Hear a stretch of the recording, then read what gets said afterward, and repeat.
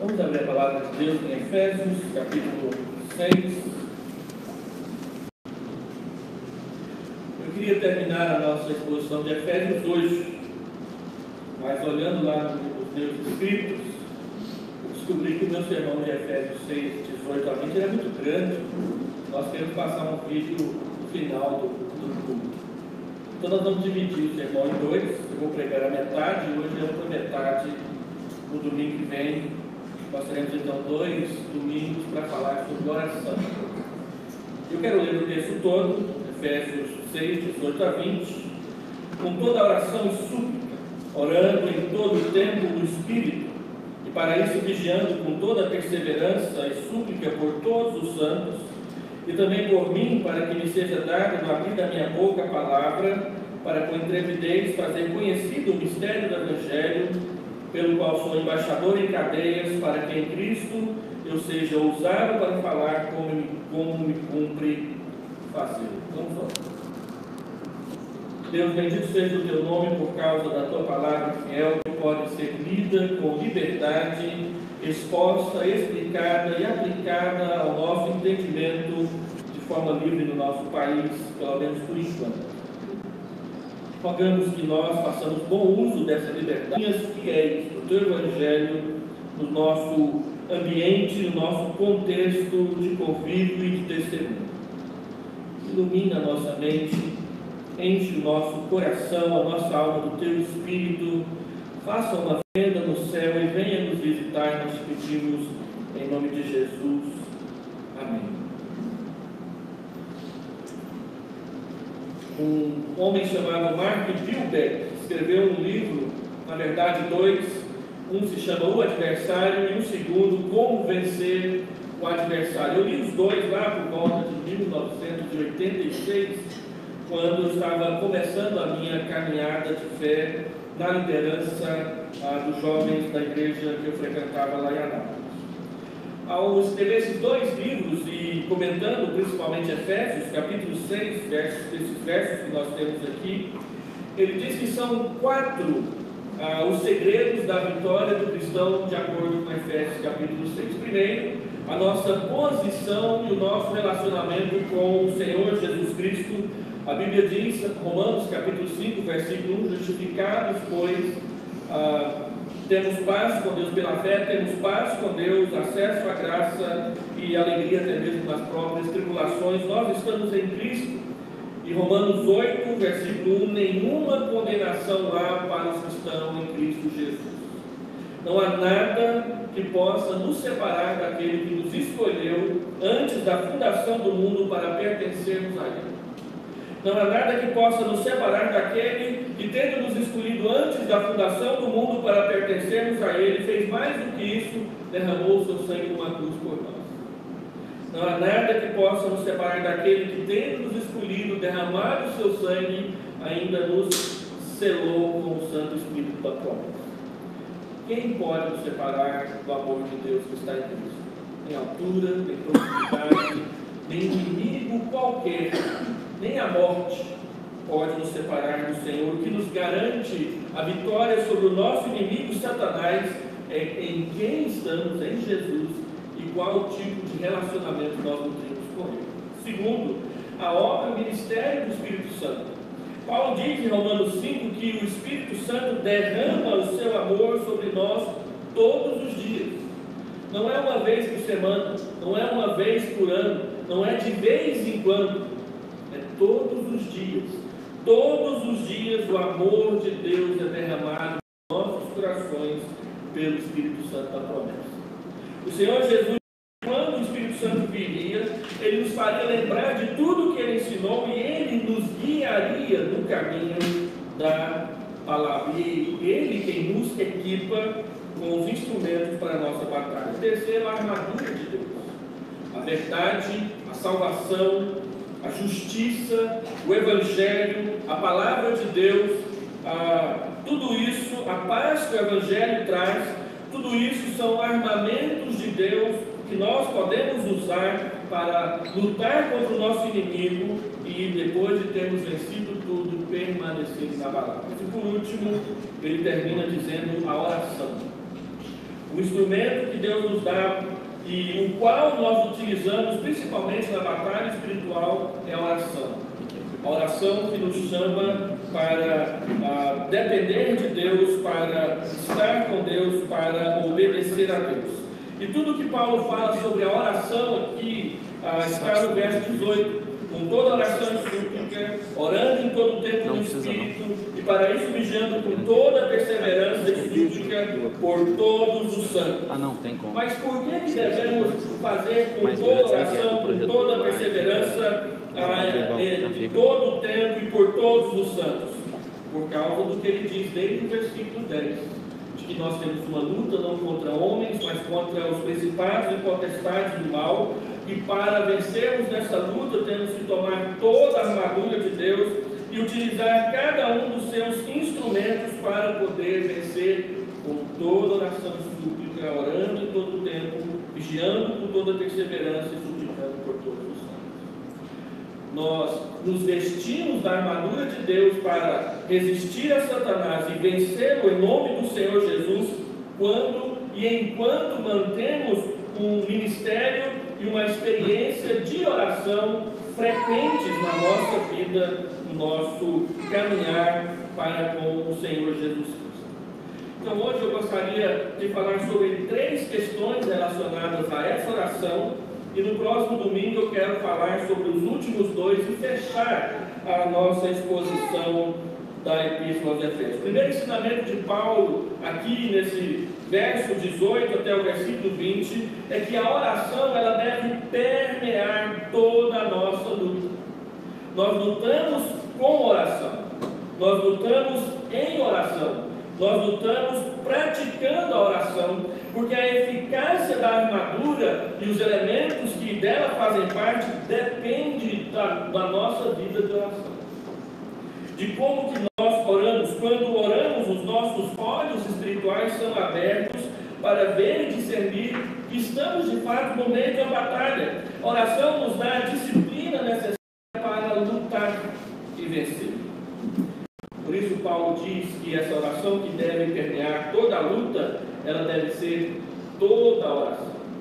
Observe o verso 18. Com toda oração. A palavra todo aparece 4 vezes nesse versículo. Toda oração, em todo o tempo, toda perseverança, por todos os santos. Paulo fala da totalidade da nossa consagração. A oração nos leva a um compromisso total, inteiro, completo, pleno com o nosso Deus. Com um envolvimento total na luta, a uma submissão total ao Espírito Santo e a um interesse total pelos crentes que lutam ao nosso lado. Toda oração se refere a todo tipo de oração. Oração em voz alta, como se quando ele ressuscitou Lázaro.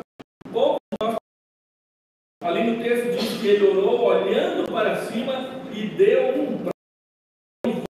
Não tem barulho, mas tem coração, tem alma sendo derramada na presença de Deus. A oração pode ser baixa, pode ser silenciosa, pode ser em público, pode ser em secreto, mas ela pode ser carregada de pleno júbilo de alegria, pode ser de pronúncia de português convertido na nossa igreja. Tinha um irmão que todas as vezes que ele ia orar, ele começava dizendo: Altíssimo Deus, e a gente já sabia que era a primeira frase da oração dele toda vez.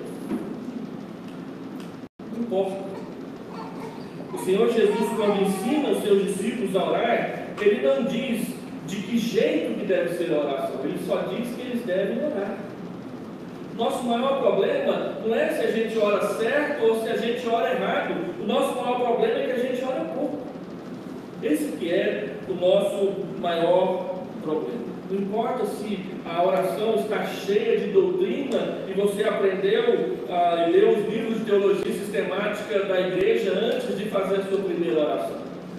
Não importa se você orou, se nós estamos parando para orar, se nós estamos prestando atenção nele em todo o tempo. Então ele diz: com toda a oração e súplica. Súplica e oração são palavras sinônimas. Nós vivemos numa época em que as pessoas, quando falam de oração, elas falam mais de uma declaração do que um pedido.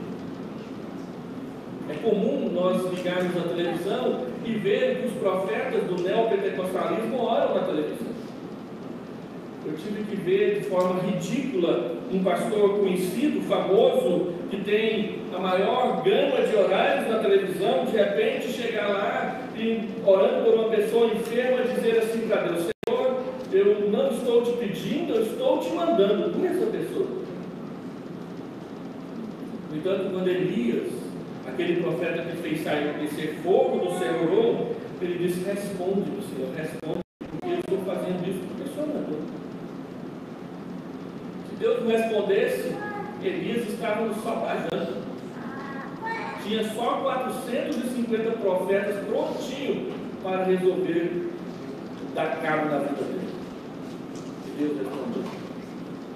Mas ele não declarou, ele não profetizou, ele não determinou nada, ele suplicou que Deus o atendesse, porque ele era o servo e Deus era o Senhor. Ele desiste da sua oração. Responde-me, porque eu sou teu servo.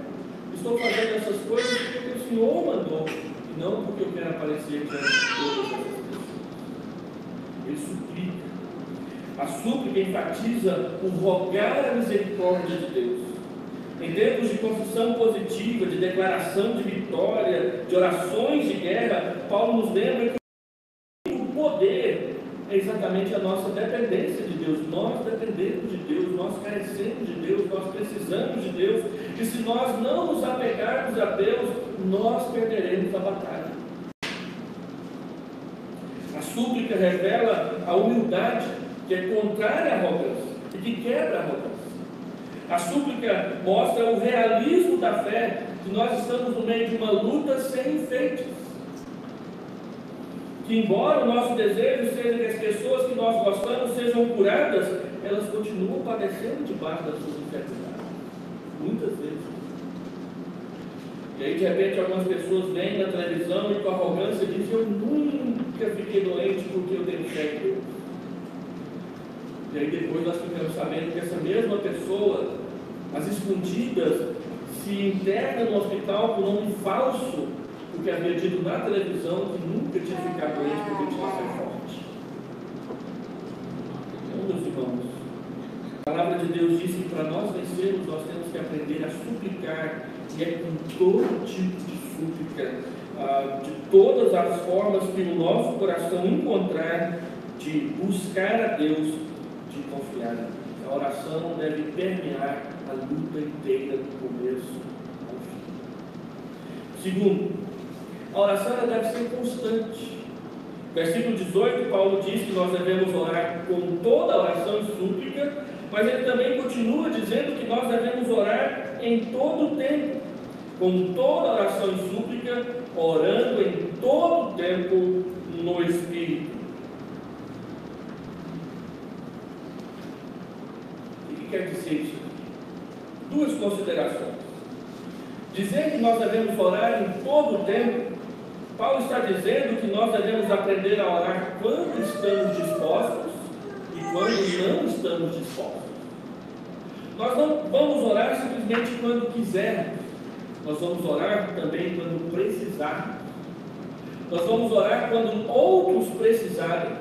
Nós vamos orar quando o nosso coração estiver pleno de vontade de buscar a Deus, mas nós também vamos orar quando o nosso coração estiver pleno de vontade de fugir da presença de Deus, por obediência àquele que nos ensinou a mandar, quando estivermos dispostos e quando estivermos indispostos. O tempo não é simplesmente o tempo que nós escolhemos e separarmos, mas é o tempo também que Deus nos chamar para isso fazer. Porque a palavra tempo aqui não é a palavra tempo que demonstra os minutos e as horas que passam são marcadas no relógio. A palavra aqui é kairos, e ela diz respeito ao tempo em que Deus escolheu para agir. E nessas horas Deus atropela muita coisa na nossa vida. Como aconteceu no ABC, em Sérgio, em 1995, eu estava pregando numa temporada de acampamento de adolescentes. Era aquela época que as pessoas estavam pedindo e recebendo obturações de ouro. Vocês se lembram? Alguns aqui nem tinham nascido naquela época. Mas eu convivi com 3 pessoas que naquela época receberam obturações de ouro, e neste acampamento que eu estava pregando tinha um deles. Tinha poucas semanas que ele tinha ganhado uma obturação de ouro. E aquele moço era o rapaz que dirigia a música no acampamento, era quase carregado como se fosse o santo do momento lá na região. E eles estavam frequentando muito alguns cultos em que as pessoas ficavam pedindo aquelas obturações, porque o outro tinha ganhado, eu também quero. E trouxeram isso para dentro da IPB no acampamento de adolescentes. E os irmãos imaginam a guerra que foi você tentar ensinar o certo e as pessoas querem fazer o errado. E eles estavam programando para que no último dia do acampamento, na sexta-feira, o Espírito Santo fizesse alguma coisa diferente. Só que o Espírito Santo passou a rasteira dele e fez na quinta-feira. Passou a rasteira na gente também, que não queria que acontecesse nada. As pessoas começaram a chorar. As pessoas começaram a perceber a presença de Deus na vida delas também. Uma moça começou a chorar ali no chão e ela derramou tanta lágrima que fez uma poça ao redor da cabeça dela. Nunca tinha visto aquilo. Depois que o culto acabou e todo mundo ficou assustado com o que tinha acontecido ali, eu vi uns rapazes entrando na cabine deles, pegando aquelas fitas cassete, rock, roupas, mais barulhento que tinha, quebrando uma atrás da outra no chão. Eu não quero isso mais, outra semana eles compraram tudo de volta. Mas, quando a Bíblia fala de orar em todo o tempo, é quando Deus também resolve agir, e a gente não pode ficar de fora da ação. Um homem chamado Jim Elliot, ele disse: olha, não é tolo aquele que larga o que não pode segurar para pegar aquilo que não pode perder. E às vezes Deus vem fazer coisas na nossa vida, e a nossa vida está cheia de pacotes que a gente está tentando equilibrar e carregar e resolver, e a gente se pega aquilo e é pesado. E Deus diz: olha, tem outra coisa aqui para você. Você tem que largar tudo isso. Às vezes a gente percebe e larga, mas às vezes a gente se apega ainda mais e se machuca lá na frente. Quem estuda sobre os grandes avivamentos, eu tenho recomendado para os irmãos lerem aqui o Avivamento na África do Sul, do Will Steng. Ele disse que quando Deus começou a passar a vida dele no moedor de carne e preparar a igreja para uma visitação, ele chegou um dia na igreja e estava todo mundo lá, ele foi o último a chegar. Ele sempre chegava e as pessoas chegavam atrasadas. Naquela noite, todo mundo da igreja chegou antes dele, não era nem um culto especial. E ele disse que quando ele pisou na parte de dentro do templo, ele ouviu o barulho de um vento. E a única coisa que ele teve coragem de fazer foi colocar a mão na cabeça e adorar a Deus ali mesmo na porta.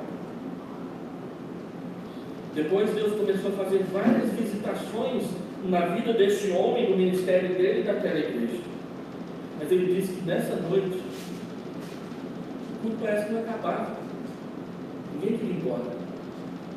Quem já leu o Pentecoste coreano de William Blair, um pastor presbiteriano, um avivamento presbiteriano lá na Coreia, ele disse que certa vez ele foi pregar no 1 João, um texto que falava sobre pecados. E de repente, no meio da congregação, um homem se levantou e disse: eu quero confessar meus pecados. Foi lá à frente e contou tudo que ele fazia de errado. E o pastor tentando ver se ele sentava, o outro disse: eu também quero. Eu também quero, eu também quero. 24 horas aquela congregação ficou ali ouvindo confissões de pecado. Depois o reavivamento começou a orar. Orando em todo o tempo. O Dr. Russell Shedd disse que quando ele era seminarista, em 1948, ele estava num culto do seminário e uma moça disse: eu queria confessar meus pecados. E aquela reunião durou 48 horas, foi até televisionada, né? O que está acontecendo nesse seminário? Começou um culto que não acaba mais. E aquilo impactou a vida do Dr. Russell Shedd, ele disse de uma forma tremenda. Orar em todo o tempo significa não perder as oportunidades da atuação de Deus nas nossas vidas, porque estamos atentos a elas. Paulo diz: olha, o inimigo está rondando, ele está preparando armadilhas, ele está incendiando os seus dardos, ele vai lançar contra nós. Nós só perseveremos se tivermos a nossa vida de oração em dia.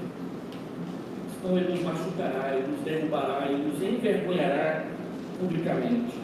Nós precisamos aprender a ter um pouco mais de disciplina na nossa vida de oração. A oração só vai crescer na igreja e só vai fazer amadurecer quando ela for vista e tratada como uma disciplina necessária e não como uma programação que eu realmente não quero.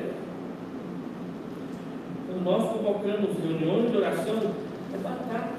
É a menor reunião da igreja, é a menos frequentada, é que as pessoas menos aparecem. E para dar certo, a gente tem que encher de cafezinho, de biscoitinho e de algumas músicas a mais que as pessoas não têm. Mas Deus não se importa com isso. Deus diz que nós temos que aprender a disciplinar nossa vida para orar mais. Como é que nós vemos a oração? Não é o que nós dizemos dela. Porque se eu for perguntar para qualquer irmão aqui o que você pensa sobre oração, todos, sem exceção, vão falar coisas boas, vão falar de experiências boas, vão falar de coisas bonitas, vão falar de coisas agradáveis, mas nem todos nós, de fato, oramos apropriadamente. E todos nós, quase sem exceção, reclamam que não está satisfeito com a sua vida pessoal de oração. As reuniões de oração são a chatice da igreja.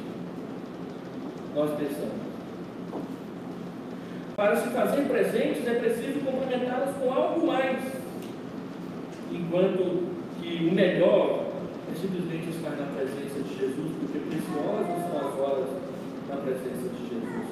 As músicas mais bonitas que nós cantamos são orações. E pasmem se quiserem. Quando Calvino escreve sobre música na igreja, ele escreve só 2 versículos, e os 2 versículos que ele escreve é dentro do capítulo sobre oração. Porque cantar para Deus é orar. Salmos são orações cantadas. Mas tem mais. Em terceiro lugar, a oração ela deve ser no Espírito. Versículo 18. O texto diz: com toda oração e súplica, orando em todo o tempo no Espírito, e para isso vigiando com toda a perseverança e súplica por todos os santos. Orando em todo o tempo no Espírito. Se o tempo é o tempo da atuação de Deus, essa atuação é a atuação do Espírito Santo. Não se pode dissociar a oração da ação do Espírito Santo. Sem o Espírito Santo, a igreja não se move. Sem o Espírito Santo, a igreja não amadurece. Sem o Espírito Santo, a igreja não vence seus pecados pessoais. Mas com o Espírito Santo e no poder do Espírito Santo, a igreja luta e vence muitas vezes. Algo que é importantíssimo nós sabermos sobre a vida e o ministério do Senhor Jesus, quando você abre a sua Bíblia em Lucas, capítulo 4, a partir do versículo 13. Antes do versículo 13, nós temos a tentação de Jesus no deserto por Satanás. Quando termina a tentação, o texto de Lucas, ele se move para frente e diz que o Senhor Jesus sai do deserto no poder do Espírito Santo. E no poder do Espírito Santo ele começa o seu ministério. E no poder do Espírito Santo ele realiza todas as coisas que ele veio realizar e fazer. E a igreja aprende com o Senhor Jesus que assim também com ela. Você vai ver no livro de Atos que é o Espírito Santo quem empurra a igreja para frente. E a igreja costuma dizer que o livro de Atos não é Atos dos apóstolos, mas é Atos do Espírito Santo por meio dos apóstolos. E nós carecemos desse Espírito pastor que nos toma pelas mãos e nos conduz, porque os tempos que nós vivemos são tempos difíceis. Não são fáceis. Exige de nós muito discernimento. Nós vivemos numa época de muita presunção. Uma vez eu estava andando numa cidade aí, não sei se é aqui, se é em Anápolis, e na fachada de uma igreja estava escrito assim: pare de sofrer. nós usamos o poder de Deus para resolver todos os seus problemas. Fácil demais. Ali no meu gabinete tinha que ter uma mala com todas as ferramentas do Espírito Santo para resolver todos os problemas da igreja. À disposição. Mas não é isso que a palavra de Deus diz. A palavra de Deus diz que se nós quisermos viver piedosamente, nós vamos ser perseguidos. Mas ao dizer que seremos perseguidos, que as lutas serão difíceis, mas que nós não estamos desamparados. E teremos sim vitórias para comemorar. Comemorar com carnes, com uva passa, tem gente que não gosta, e também refrigerantes e bebidas doces. A palavra de Deus diz que orar no Espírito não é orar como as pessoas falam aí que nós devemos orar em domingo. Orar no Espírito é orar em obediência à sua vontade. E a vontade do Espírito está explícita, não implícita, está explícita nas Escrituras Sagradas. Então, orar no Espírito significa pedir que Ele nos guie na própria oração, porque nós não sabemos orar como convém. Romanos capítulo 8, versículo 26, o próprio Espírito Santo nos assiste na nossa dificuldade de orar, e Ele intercede por nós até com gemidos inexprimíveis, diz o apóstolo Paulo. Ele nos assiste, o que quer dizer que enquanto nós estivermos orando, e quando nós estivermos orando, o Espírito Santo estará ali conosco, nos ajudando a orar. Segundo, orar no Espírito é não dar lugar à carne para esbanjar em prazeres e desejos. Tiago, capítulo 4, versículo 3, diz que orar no Espírito é atendendo à sua condução. E orar no Espírito é orar em harmonia com a sua palavra, porque foi o Espírito Santo que escreveu a palavra e ele não contradiz o que ele escreveu. Assim, é preciso lembrar, conforme está escrito em 2 Timóteo, capítulo 3, versículos 16 e 17, que toda a Escritura é inspirada por Deus. Ele assoprou por meio do seu Espírito. Então, orar no Espírito é estar atento a essa obediência à sua vontade. E a sua vontade não é algo secreto que Ele revelou só para algumas pessoas especiais e tal coisa. A sua vontade tem a ver com a nossa santificação e ela está escrita na palavra de Deus. Orar no Espírito significa orar independente de nossa situação emocional. Pastor, hoje eu estou meio down, hoje eu estou meio para baixo, hoje eu não quero orar não, falou? Não depende disso. Deus não vai te ouvir se você, quando ora, sente aquele friozinho subindo aqui na escada. Me lembro de um acampamento que nós organizamos no interior de Goiás, e no fim do acampamento alguns jovens disseram: não gostei desse acampamento, foi o pior que nós já fizemos até hoje, porque ninguém chorou. E uma moça que estava no acampamento e tinha acabado de ser disciplinada pelo conselho porque havia feito coisas erradas, ela passou frio no acampamento. O acampamento foi uma bênção na minha vida, porque me ajudou a não me passar da igreja. Ainda que ela não tenha chamado para nós ligamos muito a ação de Deus e o poder do Espírito Santo com lágrimas, com manifestações emocionais. Jonathan Edwards, lá em 1740, ele escreveu um livro no qual ele diz: olha, chorar, derramar lágrimas, ficar excitado é a própria vida. Ele dizia: olha, quantos exemplos você tem na Bíblia da ação do Espírito Santo e as pessoas chorando? Vários. Mas quantos exemplos também você tem de gente que derramou lágrimas de crocodilo e não obedeceu a Deus? Vários. Saul é um deles. Quando Deus encheu Saul do seu espírito a primeira vez, a Bíblia diz que ele profetizou, que ele ficou todo excitado e pleno de poder. Mas quando ele desobedeceu a Deus, ele fez a mesma coisa. Então qual é o critério? O critério não é o que sentimos, o critério é o que nós cremos e obedecemos. John Edwards, ele enumera 10 sinais que podem ser e podem não ser sinais de uma ação do Espírito Santo na igreja. E no final ele diz quais são os verdadeiros sinais. Ele diz 3: amor a Deus acima de todas as coisas, obediência e amor à sua palavra sempre, e mudança de conduta. Se eu mentia, não vou mentir mais. Se eu batia exageradamente nos filhos, nas esposas, não vou fazer mais. Se eu era um respondão, um resmungão, um desobediente, agora não farei mais essas coisas. Lá na África do Sul, quando começou a acontecer aquelas manifestações de avivamento na vida da igreja, os maridos chegaram no pastor Elistênio e perguntou: o que foi que você fez com as nossas mulheres? Ele disse: eu não fiz nada, o que está acontecendo com elas? Não, antes desses últimos dias aí, a gente pedia para elas fazerem as coisas e elas não faziam, nesse lugar, desobedeciam, agora elas fazem com o maior prazer. As esposas chegaram para ele e disseram: o que foi que você fez com o meu marido? Ele está diferente, agora ele está voluntário, eu peço um favor, ele ajuda, eu peço para ele lavar os pratos, ele não resmunga. O que está acontecendo nessa igreja? Mudança de conduta por causa da presença e ação do Espírito Santo na vida das pessoas. Oração é uma luta.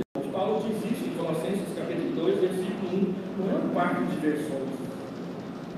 Sempre que a gente fala de oração, nós temos que estar prontos para lembrar das nossas fraquezas e fragilidades, assim também como temos que estar prontos para lembrar das bênçãos maravilhosas de Deus que superaram as nossas expectativas.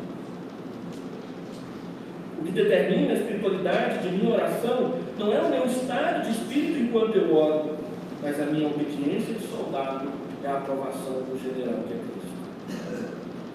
Senão nós teríamos que riscar vários salmos da Escritura, como por exemplo o 28, o 51, que é o salmo de confissão do pecado de Davi, o 55, que é quando Davi reclama dos seus problemas com Absalão, o 102, o 130, quando ele diz: das profundezas eu clamo a ti, se o Senhor fica olhando os meus pecados, eu não vou suportar.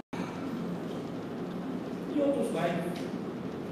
Ou como Jonas, lá no interior do peixe, quando ele diz: em angústia eu clamo a ti. Não podemos nos esquecer que a oração também é a revelação de quem nós somos na presença do Pai em diálogo com Ele. Como que eu posso simular ou dissimular na presença de Deus? A gente simula e dissimula na presença dos outros, mas na presença de Deus não. Meu professor de teologia sistemática diz que na doença, na dor, na angústia, na presença de Deus, na oração, todo mundo é calvinista. Quem é arminiano só é arminiano fora da necessidade. Mas quando está em angústia na presença de Deus, aí ele se ouve soberano. Como que eu posso simular e dissimular na presença de Deus? Ele vê tudo, ele sabe tudo, ele conhece tudo. Ele andou comigo em todos os lugares onde eu andei, ele sabe de tudo. Às vezes nós dizemos que a nossa preocupação é com os outros. E daí? Para quem que nós estamos orando afinal? Nós somos convidados a orar em público. Nós somos convidados a orar a Jesus. Eu me lembro um dia que eu estava almoçando com um pastor, amigo meu, e a esposa dele chegou. E ela tinha vindo na minha oração. Ela chegou e disse: hoje eu lavei a minha alma na minha oração. Eu contei todos os pecados daquelas mulheres na minha oração. Quem que era o auditório? Com aquela irmã que só vinha na igreja quando ela tinha uma fofoca para contar, e ela contava na forma de pedido de oração. Pastor, nós temos que orar pela família do fulano, porque eles estão divorciando, os filhos estão brigando, e a gente precisa orar. Mas na semana seguinte, não tinha uma fofoca, ela não vinha orar. Ela só vinha orar quando tinha uma fofoca para contar. Perceberam como que às vezes o assunto da oração ele vai complicando a nossa vida? Orar no Espírito é orar na verdade. Não simular, não inventar nada da presença de Deus. A espiritualidade do queremos um céuzinho aqui, ela não tem lugar na presença de Deus. Em casa a gente tinha uma musiquinha dessas que o pessoal grava e os pais compram para os filhos, né? Eu tinha horror de alguma delas. E uma delas dizia assim: o jeito de ser feliz é assim, o lugar de ser feliz é aqui, a hora de ser feliz é agora, então eu quero um céuzinho aqui. Mas a Bíblia não diz que a hora de ser feliz é agora, o momento de ser feliz é aqui. A Bíblia diz que nós estamos em peregrinação para um lugar onde a felicidade, as delícias e a plenitude de alegria serão verdadeiras. O grande erro da teologia da prosperidade é de querer que o céu seja aqui, e de que o céu não precise mais de arrependimento e confissão de pecados. E eles estão equivocados. E nós sabemos disso. Nós vivemos em tempos de guerra. Todo dia, todo santo dia, nós vivemos essa guerra espiritual antes que o Senhor Jesus chegue. A nossa alegria é chegar naquele dia do encontro com o Senhor Jesus inteiros. Eu me lembro de um dia, numa reunião de família, quando um dos meus irmãos havia cometido um pecado. E a gente estava conversando sobre aquilo para ajudá-lo. Um dos meus irmãos virou para o mais novo e disse assim: o que está acontecendo? A Bíblia diz que à medida que a gente envelhece, a gente tem que melhorar, não é piorar. Por que você está fazendo isso? Nós temos que melhorar, não piorar, com o tempo, com o passar dos anos. Porque a nossa alegria, com o passar dos anos, ela vai ficando mais perto. Hoje eu tenho 50, se Deus quiser, daqui 20 anos eu terei 70. E quando eu tiver 70, eu vou estar mais perto de me encontrar com Jesus do que hoje. Ou não? É isso que a palavra ensina. Sproul diz o seguinte naquele livro antes de partir: olha, se você sabe como você vai morrer, então você saberá como você deve viver. Se eu sei que eu vou morrer com Jesus e vou viver com Jesus na eternidade, então eu vou organizar todos os meus dias antes para eu chegar inteiro naquele dia com Jesus.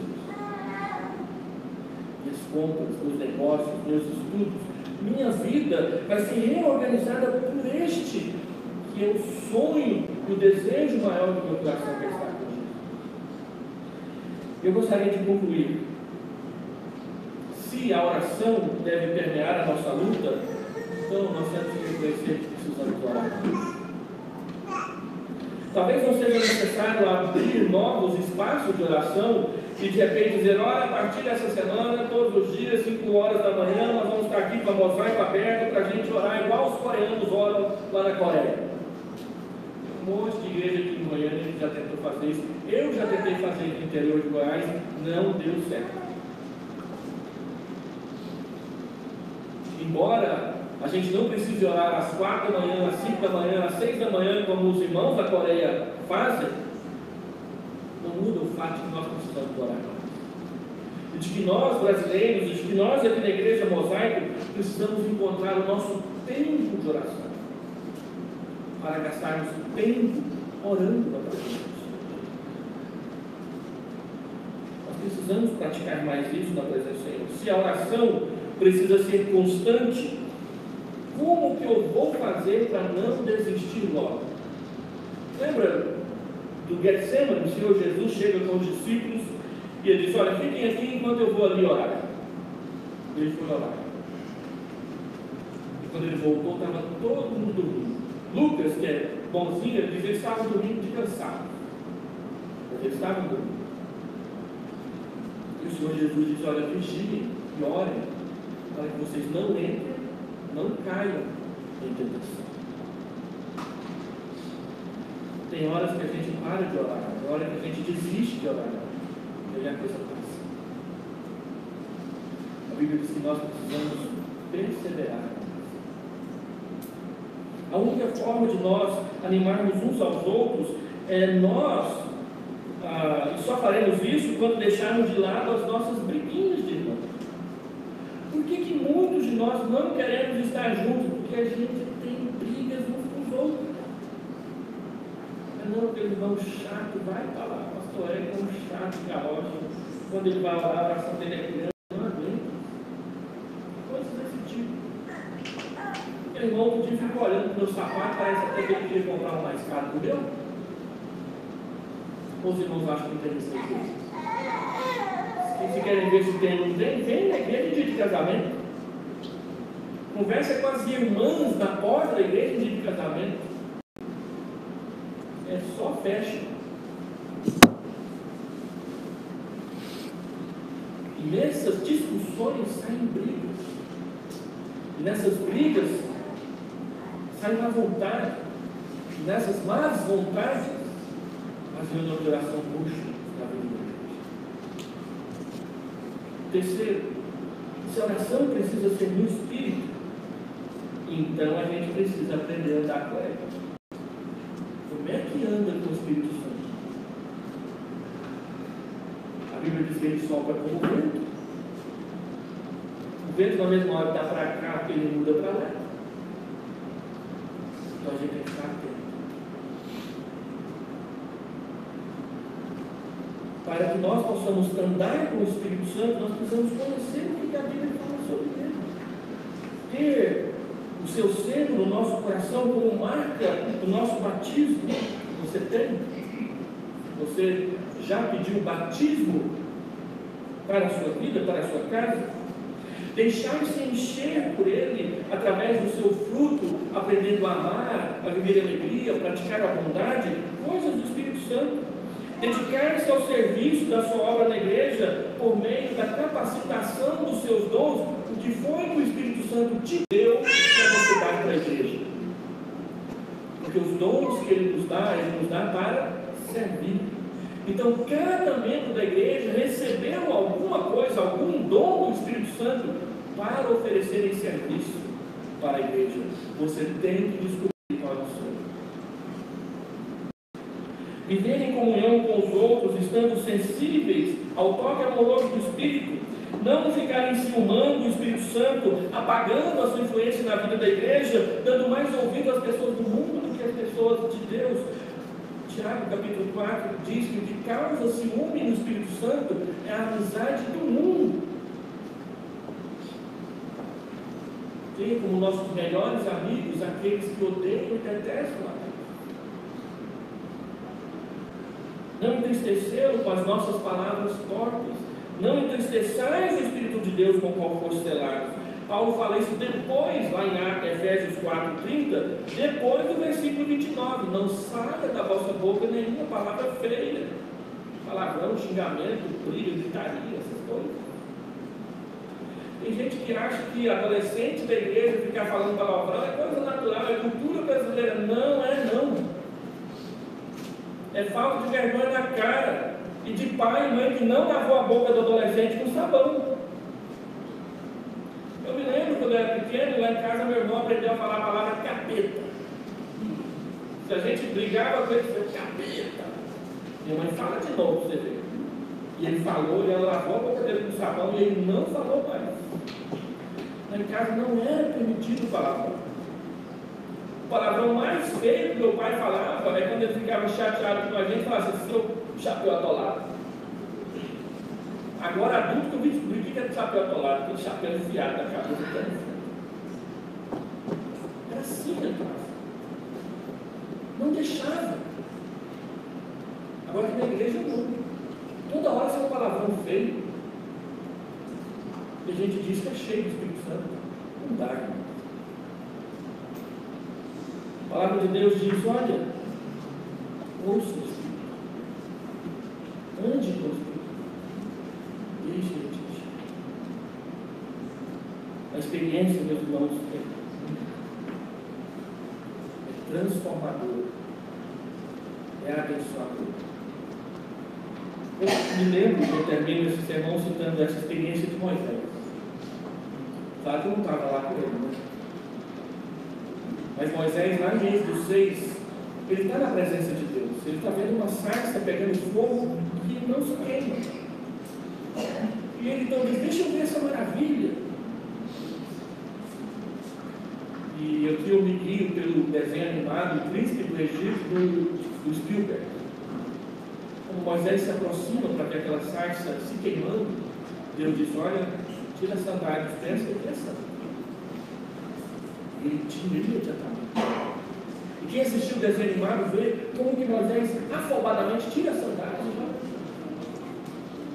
Então ele tem aquela conversa com Deus, no qual Deus diz que ele vai para o Egito, ele diz: não vou. Deus diz: você vai, ele diz: eu não vou. Então Deus diz: você vai, ele diz: manda qualquer um, menos eu. A Bíblia diz que Deus levanta o tom. Não fui eu que criei a boca, não fui eu que criei o ouvido, então você vai falar o que eu mandar. Daí no filme, quando Deus faz isso, ele baixa o tom e diz: Moisés, eu estou com você, não divide. Ele foi. Olha a nossa parte. Ele foi. Às vezes a gente tem medo das coisas que Deus manda que a gente faça. Às vezes a gente tem medo de que não vai ser bom. Quando o Espírito Santo virou para a igreja de Atos, lá em Atos 3, falou assim: olha, separai-me, Paulo e Barnabé, separem para mim. O Espírito Santo disse: separa Paulo e Barnabé para mim, eu tenho uma obra para eles. E lá em 2 Timóteo 1,17, depois de 25 anos fazendo tudo que o Espírito Santo mandava, Paulo diz: olha, Deus mandou falar para matricida, parricida, desobediente, mentiroso, sem vergonha, gente que não paga dívida. E aí entra o versículo 17: eu sou grato a Deus porque Ele fez isso comigo.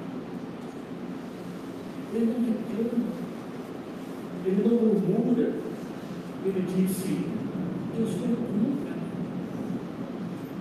Vale a pena, não perdi nada, eu ganhei. A gente não perde nada, a gente ganha.